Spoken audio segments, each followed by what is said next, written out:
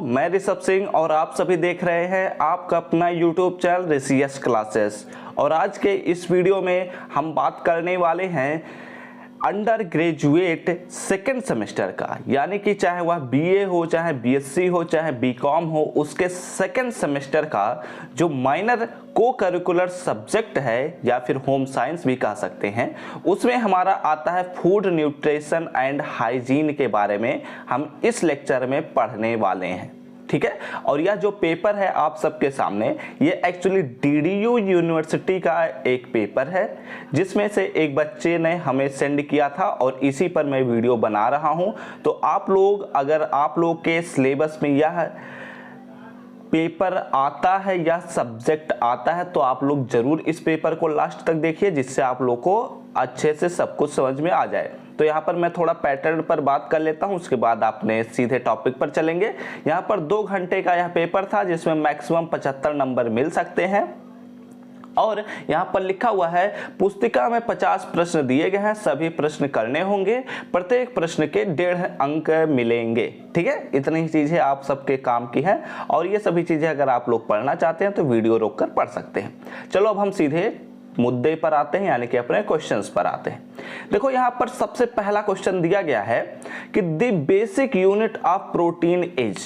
ठीक है, जो हमारा प्रोटीन का सबसे बेसिक यूनिट होता है वह क्या होता है? तो यहाँ पर ऑप्शन दिया गया है glucose unit, amino acid, fatty acid और पेप्टाइड्स। तो जो हम जानते हैं, वैसे मैं आप सबको ऑलरेडी पढ़ा भी चुका हूं कि जो हमारे अल्फा एमिनो एसिड होते हैं उन्हीं से ही पेप्टाइड्स बनता है, और जब पेप्टाइड्स की संख्या 100 हो जाती है तो प्रोटीन्स बनते हैं।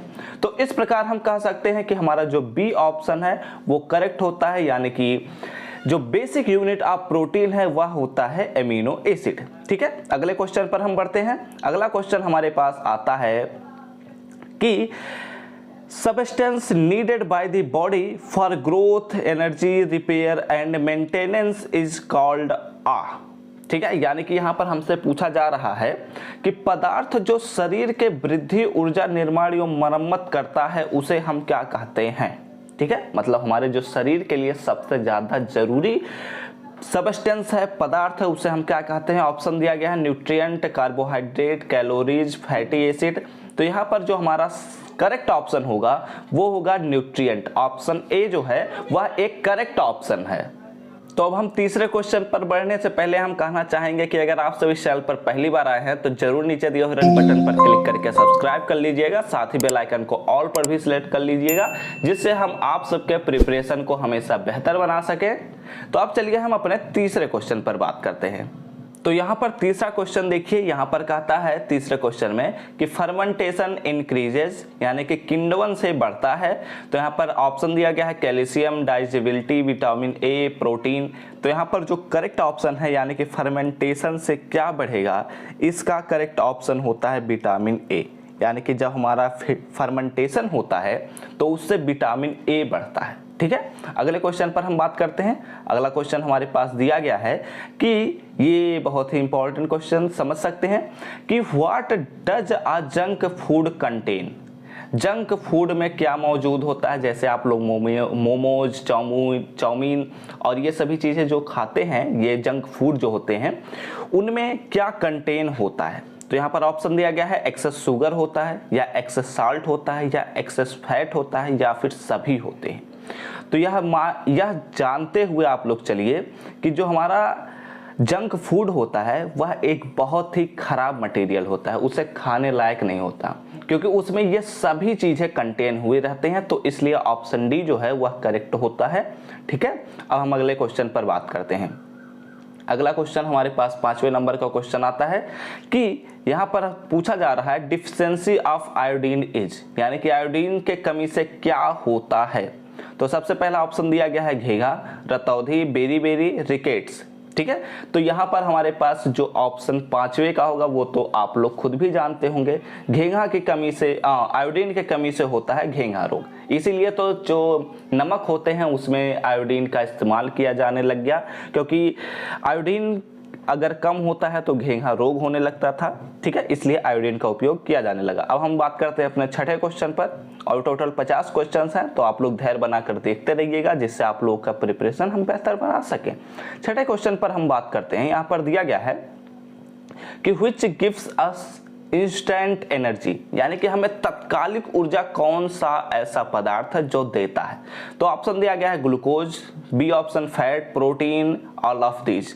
तो इसमें जो करेक्ट ऑप्शन होता है वह होता है हमारे पास ग्लूकोज, यानी कि जो ग्लूकोज होता है वह हमें तत्काल ऊर्जा देता है। यानी कि अगर हमें, आप लोग देखते होंगे जब गर्मियों के सीजन में हम ग्लूकॉन डी पीते हैं, ठीक है, तो ग्लूकॉन डी क्यों हम पीते हैं? क्योंकि हम जब थक चुके होते हैं तो हमें जो ऊर्जा प्राप्त करनी होती है वह ग्लूकोज ग्लूकॉन डी के रूप में उपस्थित होता है, इसीलिए उसे जब हम पीते हैं तो हमें अंदर से थोड़ा एनर्जी मिलती है, ठीक है। तो छठा क्वेश्चन भी हो गया हमारे पास, छठा क्वेश्चन ही है ना, हाँ छठा क्वेश्चन हो गया। अब हम बात करते हैं अपने सातवें क्वेश्चन पर।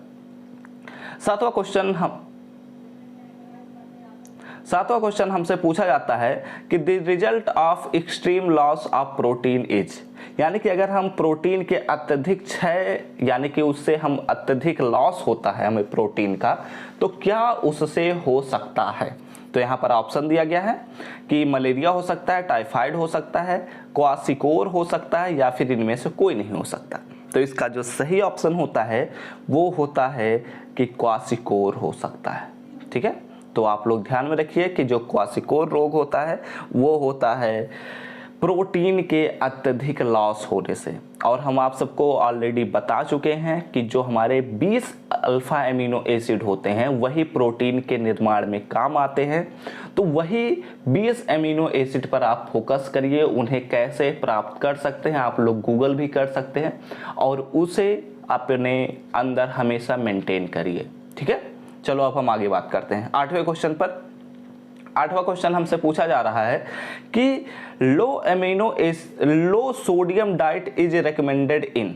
यहाँ पर हमसे पूछा गया है कि जब हम कौन सा ऐसा रोग होता है जिसमें डॉक्टर जो होते हैं वो कहते हैं कि आप सोडियम कम मात्रा में ग्रहण कीजिए, यानी कि जो खाना है आपका उसमें कम मात्रा में सोडियम ग्रहण कीजिए, ऐसा कौन सा रोग होता है? सबसे पहला ऑप्शन दिया गया है हार्ट डिजीज होता है, दूसरा ऑप्शन दिया गया है हाइपरटेंशन होता है, तीसरा डायबिटीज, चौथा ए और बी दोनों। तो इसमें जो करेक्ट ऑप्शन होता है वो होता है ए और बी दोनों। इस प्रकार हमारा जो डी ऑप्शन है वह करेक्ट हो जाता है, क्योंकि यह हृदय रोग में, और हृदय रोग जो होता है उसी में रक्तचाप भी आता है, ठीक है, क्योंकि हृदय ही तो हमारा रक्तचाप को बढ़ाता है, घटाता है, ब्लड प्रेशर इसी वजह से तो होता है। तो यही हमारा डी ऑप्शन करेक्ट होता है। आठवां क्वेश्चन भी हो गया। अब हम बात करते हैं अपने 9वें क्वेश्चन पर। 9वां क्वेश्चन हमसे पूछा जा रहा है कि पालक अच्छा स्रोत है, किसका अच्छा स्रोत है? विटामिन बी का, विटामिन ए का, विटामिन सी का, या फिर इनमें से कोई भी नहीं। तो जो 9वें का करेक्ट ऑप्शन होता है वो होता है विटामिन ए का।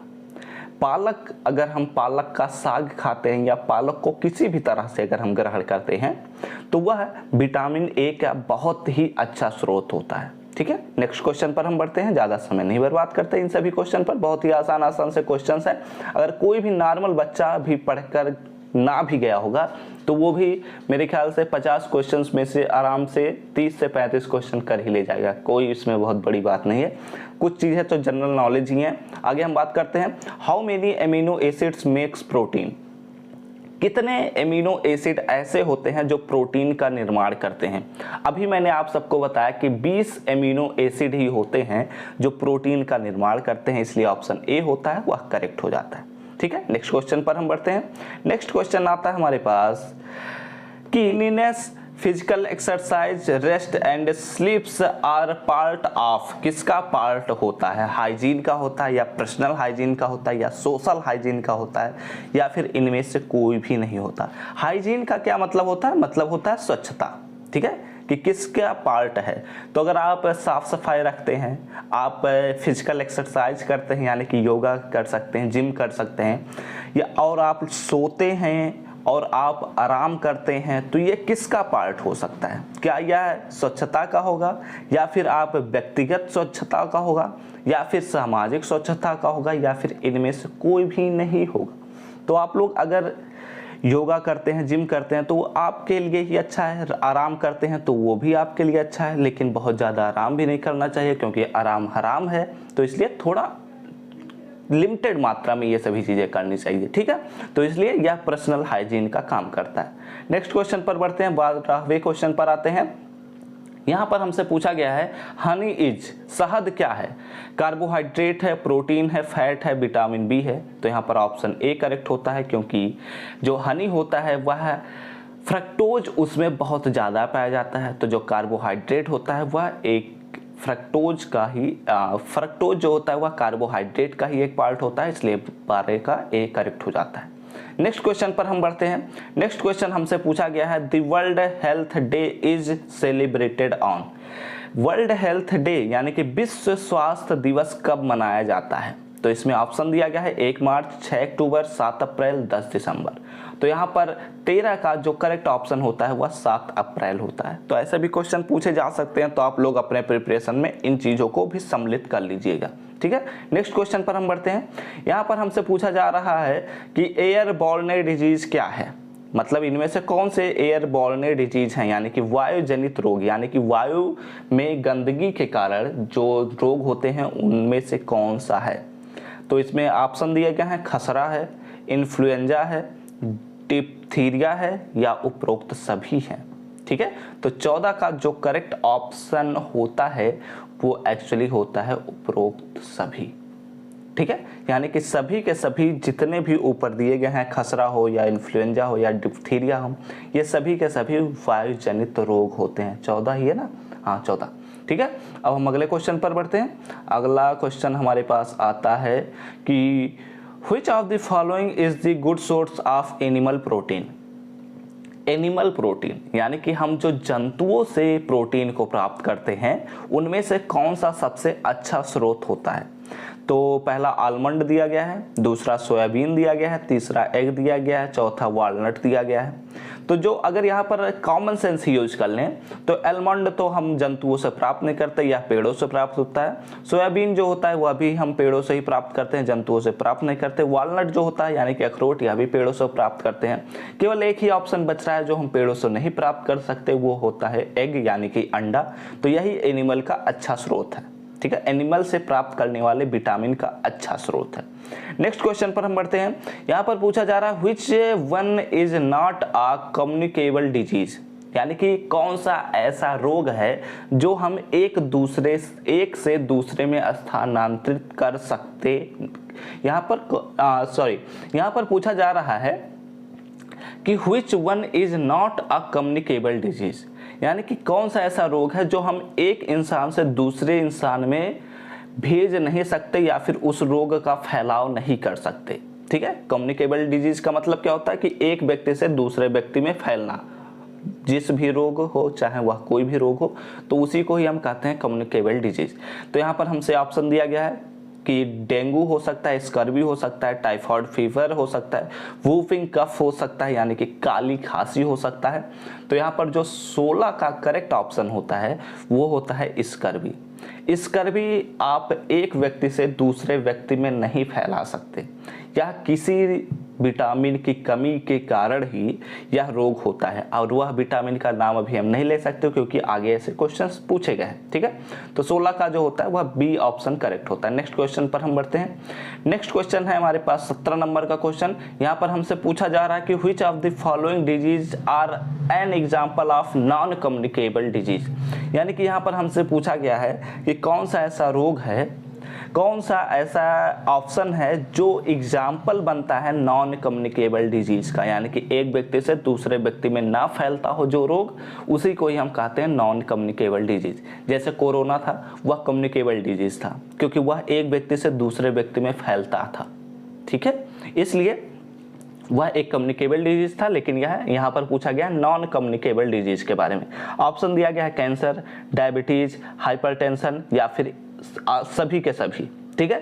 तो 17 का जो करेक्ट ऑप्शन होता है वो होता है सभी के सभी, क्योंकि आप जो ब्लड प्रेशर वाले रोगी होते हैं ऐसा थोड़ी होता कि अगर आप उनके पास बैठ जाएं तो आपको भी ब्लड प्रेशर हो जाए, ऐसा नहीं हो सकता।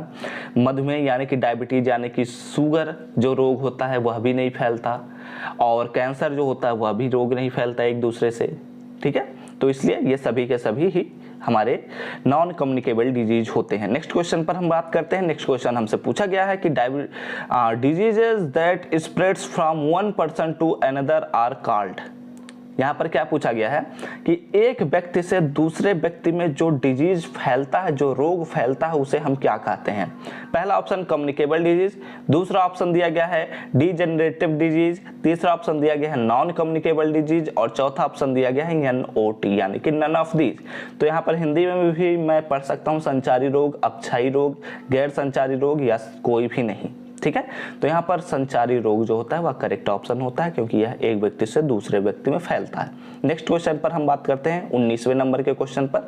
19वें नंबर का क्वेश्चन हमसे पूछा जा रहा है N example of water borne disease is, यानी कि यहाँ पर हमें बताओ कि जल से जो रोग होते हैं, जो गंदे जल से रोग होते हैं, उन्हें हम क्या कहते हैं। कोई एक एग्जाम्पल बताइए। तो डिप्थीरिया ऑप्शन दिया गया है, दूसरा ऑप्शन दिया गया है टॉन्सिल्स एंड तीसरा ऑप्शन दिया गया है डायरिया और चौथा ऑप्शन दिया गया है खसरा, ठीक है। तो यहाँ पर हम अगर बात करें 19वें ऑप्शन में, तो यहाँ पर जो दस्त होता है, दस्त यानी कि डायरिया जो रोग होता है, वह एक करेक्ट ऑप्शन है क्योंकि यह जल के गंदे जल की वजह से ही होता है, ठीक है। इसी में ही वो उल्टी वगैरह आता है, ठीक है। तो हम अगले क्वेश्चन पर अब बात करते हैं 20वें नंबर के क्वेश्चन में। Influenza disease is caused by which of the following. जो हमारा इन्फ्लुएंजा रोग होता है वह किसके कारण होता है। बैक्टीरिया के कारण हो सकता है, वायरस के कारण हो सकता है, फंगी के कारण हो सकता है या प्रोटोजोआ के कारण हो सकता है, ठीक है। तो यहाँ पर 20वें का जो करेक्ट ऑप्शन होगा वो होगा वायरस के कारण होता है, ठीक है। क्लियर हो गई बात है। आगे हम बात करते हैं नेक्स्ट क्वेश्चन पर 21वें नंबर के क्वेश्चन पर।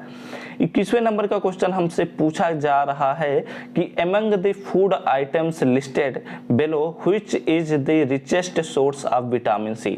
यानी कि हमसे पूछा जा रहा है कि जो ऑप्शन दिए गए हैं उन ऑप्शंस में से ऐसा कौन सा ऑप्शन है जो विटामिन सी का सबसे अधिक धनी है, यानी कि उसमें सबसे अधिक विटामिन सी पाए जाते हैं। ऑप्शन दिया गया है एग है, आंवला दिया गया है, तीसरा पल्स दिया गया, चौथा डेट्स दिया गया, यानी कि अंडे, आंवला, दाल, खजूर। तो यहां पर हमसे जो पूछा गया उसमें जो आंवला होता है वह करेक्ट ऑप्शन होता है क्योंकि इसमें सबसे अधिक विटामिन सी पाया जाता है। वैसे तो जो खट्टे पदार्थ होते हैं उनमें विटामिन सी सबसे अधिक ही पाया जाता है, ठीक है। तो हम अगले क्वेश्चन पर बात करते हैं।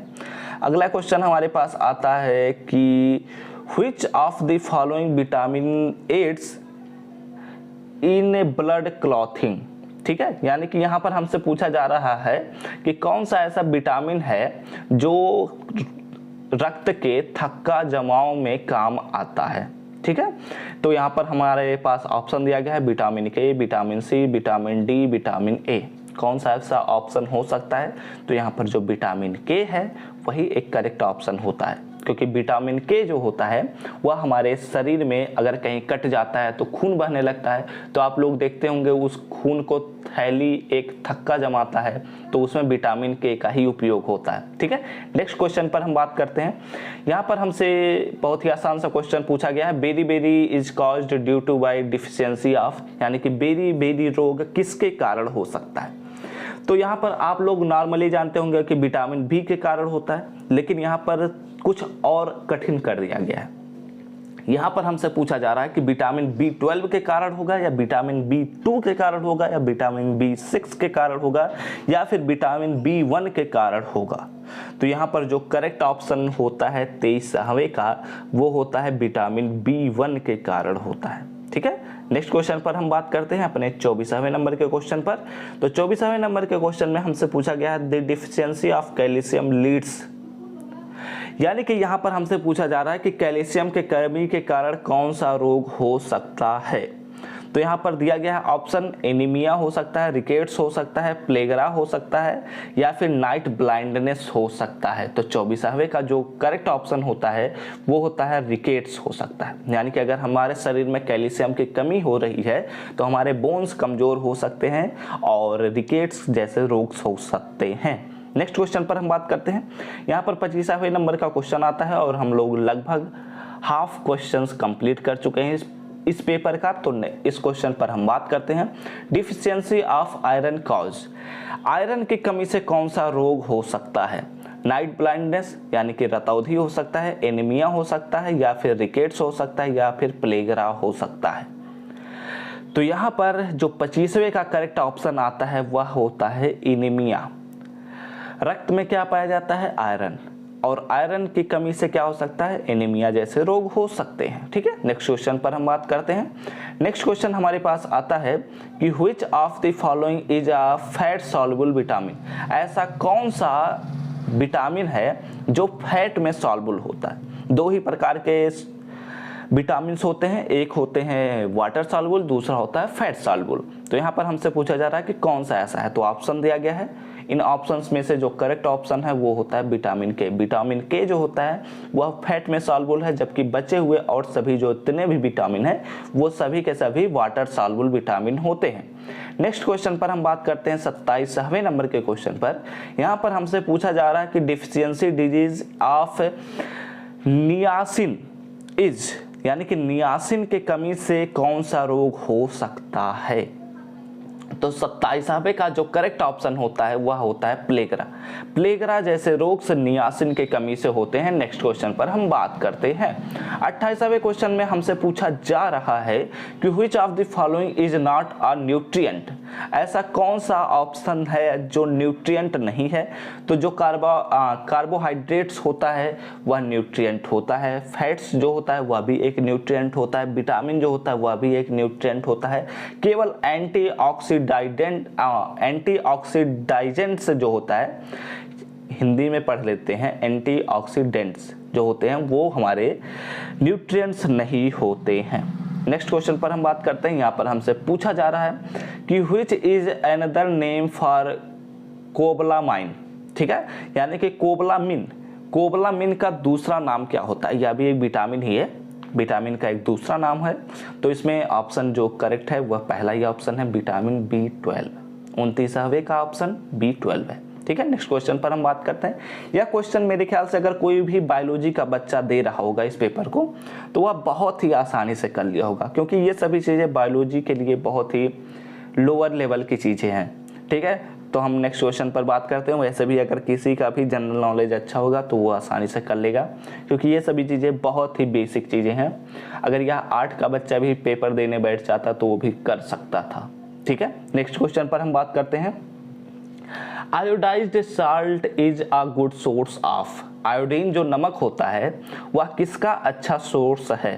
तो आसान सा शब्द है, आयोडीन का ही एक अच्छा सोर्स है, इसमें कुछ और सोचने की जरूरत तो है नहीं। नेक्स्ट क्वेश्चन पर हम बात करते हैं। 31वें नंबर के क्वेश्चन में हमसे पूछा जा रहा है कि which of the following is a water soluble vitamin. ऐसा कौन सा विटामिन है जो वाटर में सॉल्युबल होता है? तो 31वें नंबर के क्वेश्चन में ऑप्शन में दिया गया है vitamin B1, vitamin B2, vitamin C या फिर सभी के सभी। तो इसमें ऑप्शन जो करेक्ट है वह सभी के सभी ही हैं, क्योंकि जितने भी यहाँ पर विटामिन दिए गए हैं वो सभी के सभी वाटर में सॉल्युबल विटामिन ही हैं। नेक्स्ट क्वेश्चन पर हम बात करते हैं। तो यहाँ पर हमसे पूछा जा रहा है vitamin C is present in. किसमें विटामिन C सबसे अधिक मात्रा में पाया जाएगा? टोमेटोज में पाया जाएगा, गुआवा में पाया जाएगा, आंवला में पाया जाएगा, या सभी के सभी में पाया जाएगा? तो बहुत सारे बच्चे कंफ्यूज होकर सी ऑप्शन को टिक कर देंगे, क्योंकि आंवला में पाया जाता है। लेकिन सही ऑप्शन होता है 32वें का डी, यानी कि क्यों? क्योंकि टमाटर में भी विटामिन C पाया जाता है, अमरूद में भी विटामिन C पाया जाता है, और आंवला में भी विटामिन C पाया जाता है। नेक्स्ट क्वेश्चन पर हम बात करते हैं। हमारे पास नेक्स्ट क्वेश्चन आता है कि types of vitamin are. Vitamin कितने प्रकार के होते हैं? फैट सॉल्युबल होते हैं, वाटर सॉल्युबल होते हैं, या फिर दोनों ही होते हैं, या फिर कोई भी नहीं होता? तो मैंने आप सबको ऑलरेडी बताया कि fat soluble and water soluble दोनों ही प्रकार के विटामिन होते हैं, तो इसलिए ऑप्शन सी करेक्ट हो जाता है। नेक्स्ट क्वेश्चन पर हम बात करते हैं 34वें नंबर पर कि rickets is caused due to deficiency of. जो रिकेट्स रोग होता है वह किसके कारण हो सकता है, किसके कमी के कारण हो सकता है? तो 34वें का जो करेक्ट ऑप्शन होगा वो विटामिन B3 होता है। ठीक है। वैसे थोड़ा आप लोग कंफ्यूज करने के लिए दिया गया है कि B1 है या B3, लेकिन जो करेक्ट ऑप्शन है 34वें का वो विटामिन B3 होता है, ठीक है। नेक्स्ट क्वेश्चन पर हम बात करते हैं।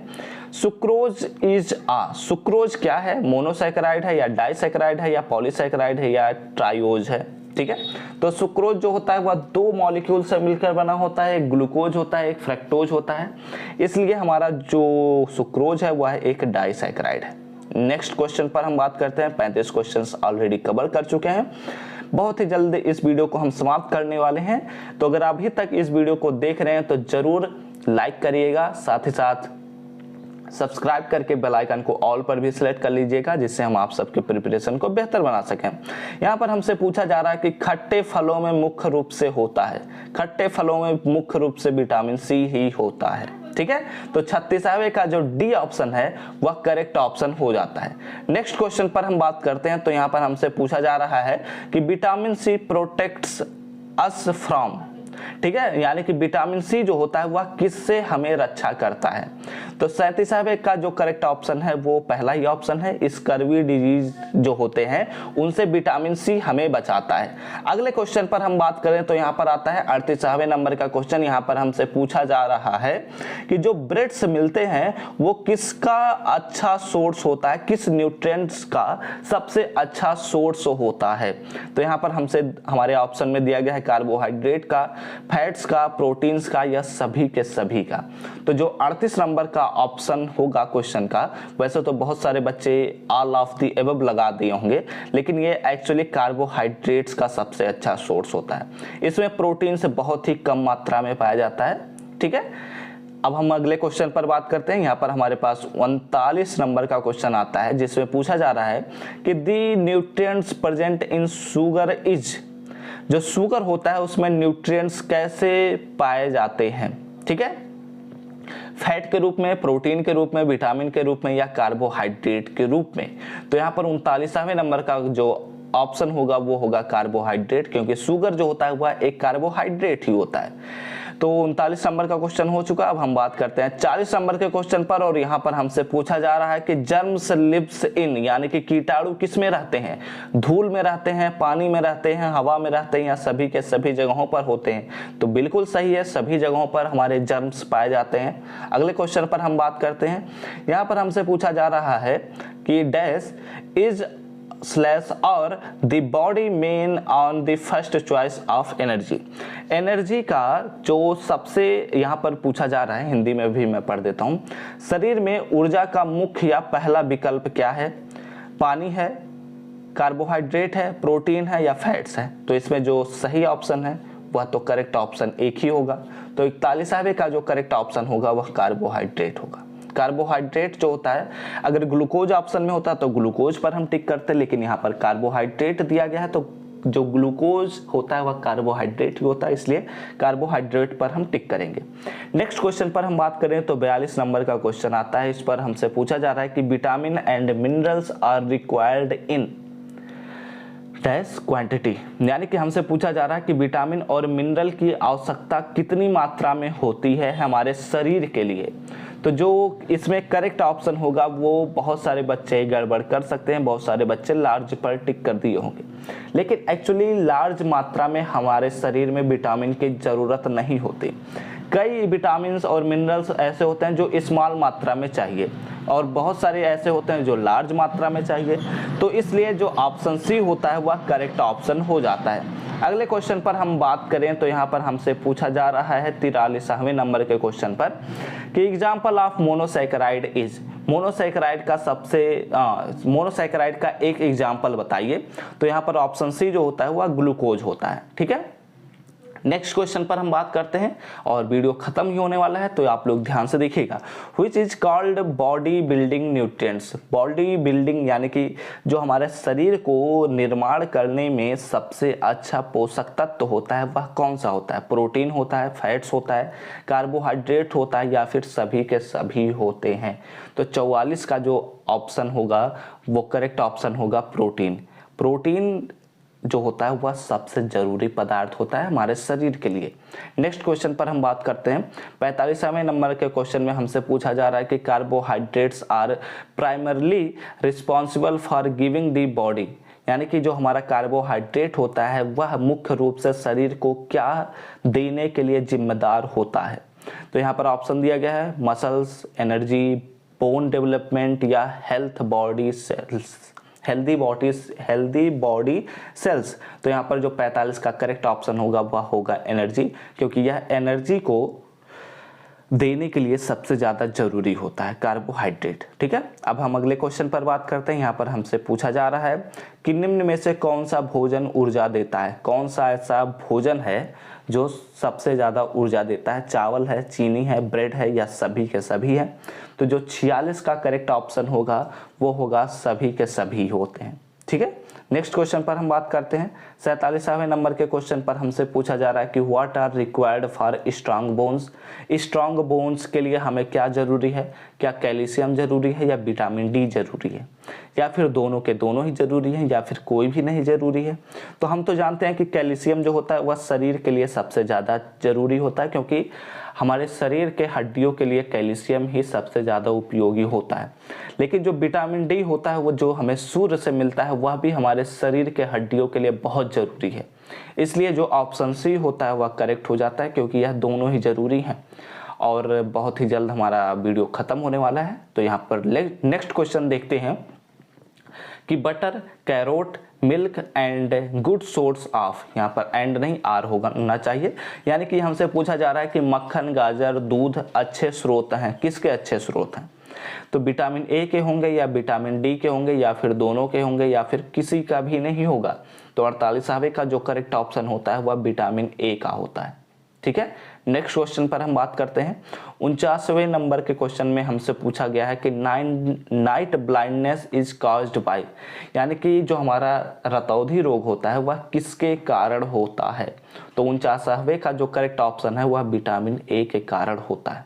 ठीक है, नेक्स्ट क्वेश्चन पर हम बात करते हैं कि beta carotene is precious of, किसका अग्रदूत है बीटा कैरोटीन। तो यहाँ पर हमारे पास ऑप्शन दिया गया है vitamin D, vitamin A, vitamin E, vitamin C. तो जो करेक्ट ऑप्शन है वो होता है विटामिन डी का ही अग्रदूत होता है। ठीक है, तो इस प्रकार हम लोगों ने 50 क्वेश्चंस को कवर कर लिया है जो डीडीयू यूनिवर्सिटी में पूछा गया था और इसी 2022 में ही पूछा गया था ये क्वेश्चंस। तो आई होप आप सबको यह वीडियो जरूर पसंद आया होगा और आप सभी को आपके आंसर भी मिल गए होंगे। ठीक है, तो इस वीडियो को यहीं पर हम समाप्त करते हैं। अगर अच्छा लगा हो तो लाइक करिएगा, साथ ही साथ कमेंट करके बताइएगा कि क्या आप सबको यह वीडियो समझ में आया है या नहीं। और ऐसे ढेर सारे अगर वीडियोज के नोटिफिकेशन पाने हो तो जरूर नीचे दिए हुए रेड बटन पर क्लिक करके सब्सक्राइब कर लीजिएगा। साथ ही बेल आइकन को ऑल पर भी सिलेक्ट कर लीजिएगा, जिससे हमारे अगले वीडियोज के नोटिफिकेशन आपके पास सबसे पहले पहुंचे। तो हम सब मिलते हैं अपने नेक्स्ट वीडियो में, तब तक पढ़ते रहो, संघर्ष करते रहो और सफल होते रहो।